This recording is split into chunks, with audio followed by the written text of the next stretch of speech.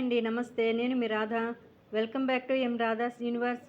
మనకు సమ్మర్ వచ్చేస్తుందంటే వడియాలు గుర్తొచ్చేస్తాయండి. ఇప్పుడు వడియాలు ఎలా పెట్టాలో చూపించబోతున్నాను. ఈ వీడియోని స్కిప్ చేయకుండా పూర్తిగా చూడండి. ఈ గ్లాస్తో ఒక గ్లాస్ సగ్గుబియ్యం తీసుకొని దాంతో 2 గ్లాసులు వాటర్ పోసుకొని నానపెట్టుకున్నానండి 1 అవర్ పాటు. ఈ గ్లాస్తో రవ్వ తీసుకున్నాను. రవ్వ అయినా పిండి అయినా తీసుకోవచ్చు వడియాలకి. నేను రవ్వ తీసుకున్నానండి. ఈ రవ్వలో ఈ గ్లాస్తో 2 గ్లాసులు వాటర్ పోసుకొని నానపెట్టుకున్నాను. ఇలా ఉండలు లేకుండా ఈ రవ్వంతా కలుపుకోవాలి. ఇప్పుడు పక్కన పెట్టేసుకోవాలండి ఇవి రెండు. స్టవ్ వెలిగించి గిన్నె పెట్టేసుకొని సగ్గుబియ్యం పోసిన గ్లాస్తో 5 గ్లాసులు వాటర్ పోసుకోవాలి. 2 గ్లాసులు సగ్గుబియ్యంలో పోసాం కాబట్టి సరిపోతుంది. ఏదైనా మనకి క్వాంటిటీ గ్లాసుకి 7 గ్లాసులు వాటర్ పడుతుందండి. కొంచెం వాటర్ బాయిల్ అయిన తర్వాత ఈ నానపెట్టుకున్న సగ్గుబియ్యంను ఈ వాటర్లో పోసేసుకొని మొత్తం ఉండలు లేకుండా కలుపుకోవాలి. కొంచెం కలుపుకుంటూ ఉంటే సిమ్లో పెట్టుకొని అడుగున ఉండలేకుండా ఉంటుంది. ఈ సగ్గుబియ్యం అడుగున అతుక్కుంటుందండి. చూసుకొని నిదానంగా కలుపుకోవాలి.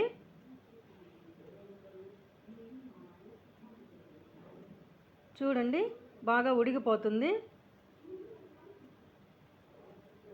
ఈ సీజన్లో కానీ పెట్టేసుకుంటే వడియాలు చాలా నీట్గా ఒక రోజులోనే బాగా ఎండిపోతాయండి. ఈ సగ్గుబియ్యం ఉడికిన తర్వాత ఈ రవ్వ నానపెట్టుకున్నాం కదా, ఆ రవ్వ కూడా ఈ వాటర్లో వేసేసుకొని ఉండలు లేకుండా సిమ్లో పెట్టుకొని కలుపుకుంటూ ఉండాలి. కలపకుండా వదిలేసామంటే మొత్తం ఉండొచ్చేస్తుందండి. అలా లేకుండా ఉండాలంటే ఇలా గుంట గరిటె పెట్టుకొని కలుపుకుంటూ ఉండాలి. అందులోకి పచ్చిమిర్చి పేస్ట్ వేస్తారు, అది ప్రిపేర్ చేసుకుందాము. పచ్చిమిర్చీలు కొన్ని, అల్లం ముక్కలు 3 స్పూన్స్, జీలకర్ర వేసుకొని మెత్తగా మిక్సీ పట్టుకోవాలి. ఈ విధంగా అయితే సరిపోతుంది. ఈ మిక్సీ పట్టిన పచ్చిమిర్చి పేస్ట్ని కూడా ఈ రవ్వలో వేసేసుకోవాలి. వేసుకొని మొత్తం కలుపుకోవాలి. ఉప్పు చూసుకొని వేసుకోవాలండి. నేనైతే 2 స్పూన్స్ ఉంటుంది, అదే వేసుకున్నాను. ఎక్కువైందంటే ఉప్పు ఎక్కువగా ఉంటుంది, తినలేము. ఇప్పుడు బాగా ఉడికిపోయిందండి. ఒక చీర మీద ఇలా వడియాలన్నీ పెట్టేసుకోవచ్చు నీట్గా. ఒక గిన్నెలో పిండి అంతా వేసుకొని, పిండి చల్లారకూడదండి, మరీ గట్టి పడిపోతుంది. కొంచెం గట్టి పడిందంటే కొంచెం వేడి నీళ్ళైనా కలుపుకోవచ్చు.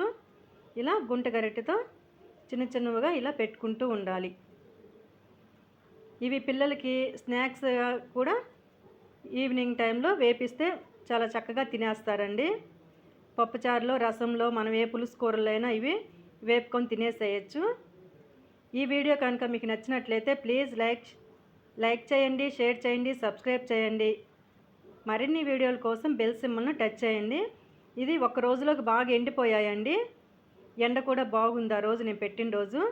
ఇలా కొంచెం వాటర్ చల్లేసుకొని ఇలా తీసేసుకోవచ్చు, నీట్గా వచ్చేస్తాయి.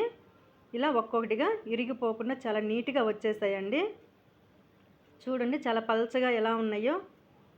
మరీ మందంగా పెట్టుకుంటే మరీ మందంగా వచ్చేస్తాయండి తీసేటప్పుడు కూడా.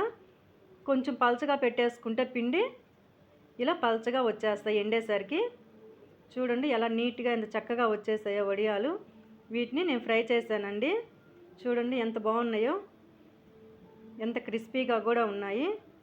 మీరు కూడా ఇదే క్వాంటిటీతో ట్రై చేసి చూడండి. Bye friends.